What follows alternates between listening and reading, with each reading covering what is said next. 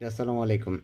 আমি ডিএসপির আবারও একই সেম প্রোগ্রামেরই মানে 360-এরই আরও একটা মানে একই বোর্ডে আইসিটা লাগাইলাম। এটা হচ্ছে যে প্রোগ্রামটা বর্তমান মার্কেটে সবাই হাতে নাতে বিক্রি করতেছে, অহরহ বিক্রি করতেছে বা অনেকজনে বলতেছে যে 360-এর ফাইল অ্যাভেলেবেল। আমি তাদের জন্য আজকের এই ভিডিওটা।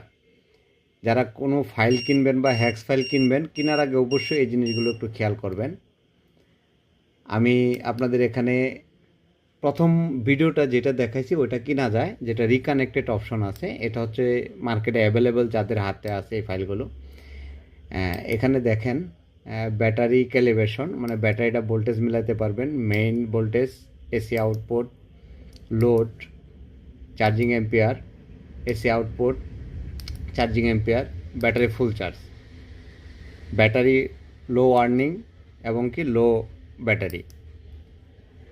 এই দেখেন এই জায়গাটায় থাকার কথা ছিল হচ্ছে রিকানেক্টেড অপশন, মানে ব্যাটারিটা আপনি কত ভোল্টে নামার পরে আবার চার্জিং ধরবে। এটাতে কিন্তু এই প্রোগ্রামে কিন্তু নাই, একটু খেয়াল করবেন। সেল স্টার্ট মানে সেল স্টপ এগুলো সবই আছে, কিন্তু শুধু একটা অপশন নাই, যেটা হচ্ছে আপনার ব্যাটারি রিকানেক্টেড অপশন, যেটা যেটা ট্রান্সফরমার আইসোলেট কখনোই হবে না। অতএব ট্রান্সফরমার কিছুক্ষণ পর পর ওয়ান স্টেজ যে আইপিএসগুলো ছিল বা ডিএসপি সেগুলোর মতো খালি চার্জে যাবে আর আসবে। এই বিষয়টার জন্য আপনাদেরকে সতর্ক করা।